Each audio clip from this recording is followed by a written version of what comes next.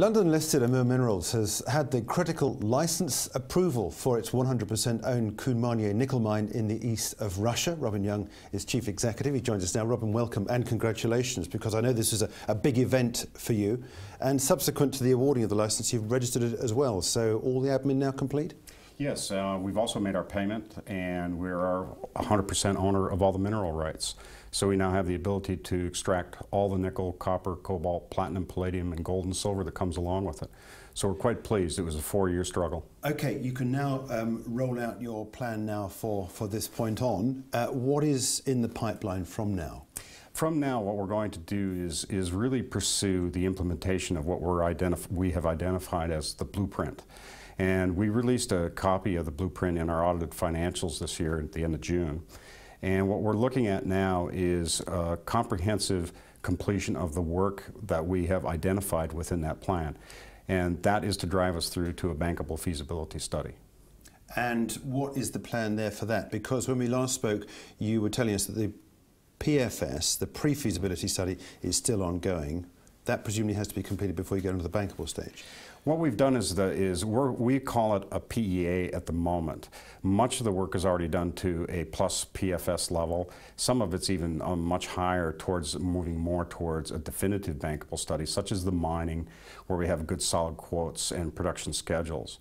The reason we call a PEA is that I myself am a licensed professional geologist, so I'm not allowed to use specific terminology if I was an integral participant in the study, which I was. This is why we're going to take our PEA, provide all the documentation, all the calculations and everything, and take them to an independent auditor. And we've already pre-selected 3 independent auditors who have Russian experience. We prefer to leave them as a confidential at the moment, so that nobody gets too excited about anything. Okay. When we last spoke as well, you were then talking about the prospect for doing the full exploration of the project after this license. You also told us everything's in place, ready to go. When are you going to pull the trigger on the physical side of it? On the physical side, we've already moved a lot of our equipment and everything. We're in position and we're waiting at this point in time.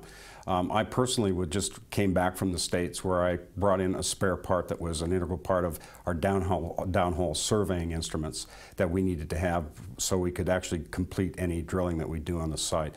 Any holes that are deeper than 100 meters by Russian regulations have to be surveyed. And this was a piece that was critical, and it had died a death over the last winter of storage.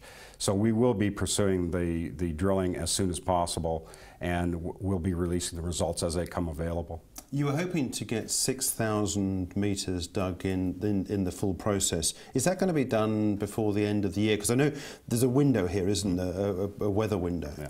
Yes, we're going to, once we start drilling, we're going to drill until the weather drives us out. And we're looking at about a November 1 completion date of that drill target. If we drill more than 6,000 meters, and if it's capable to get to 8,000, we will drill it. But right now, we're just going to be very pleased with targeting the specific holes. I wouldn't be able to project a total number of meters that will complete, but we will be drilling, and we should have some pretty good results that would satisfy our shareholders. Yeah. The shareholders got a view of the financials when you released those numbers just a couple of weeks or so ago. The money that you've got on the balance sheet at the moment, how much is that going to pay for? Where are you going to go now from this? Because obviously at some point you've got to raise money. Yes, the numbers that we were reporting were approximately $6 million in cash. With us having already been positioned and ready to start drilling, the remainder of the year is only going to cost us about $700,000 for the drilling itself.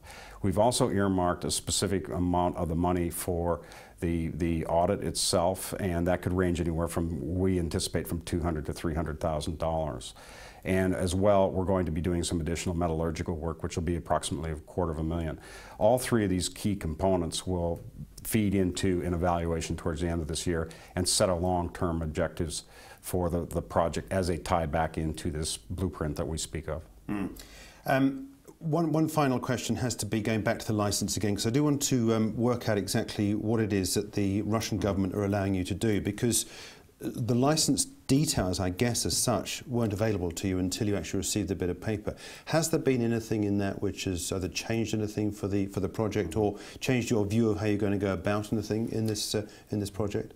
We were privy to the information before it was signed off on and that was submitted. So we knew the terms that had been given to the Russian Prime Minister for his sign-off on them. They can change during the process. When the results were signed and the document was finally issued, they were exactly as what had been submitted. The good thing is that the terms are very similar to any project that even a Russian company manages and runs. The longer the startup period, the better, because then you can make your milestones, and the earlier you make a milestone, the better it's reviewed. If you miss a milestone, it can cause complications. Yeah, okay, milestones from here then?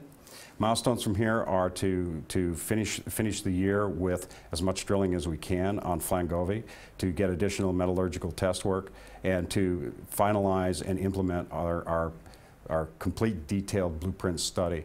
And right now we're also taking a very, very hard look at the smelting options that are available to us, as well as the construction of our road. Okay, well, keep us up to date. Look forward to the next stage. Well, in the meantime, congratulations. So that's Robin Young. He is the Chief Executive of the Coumanier assets, all part of Amur Minerals.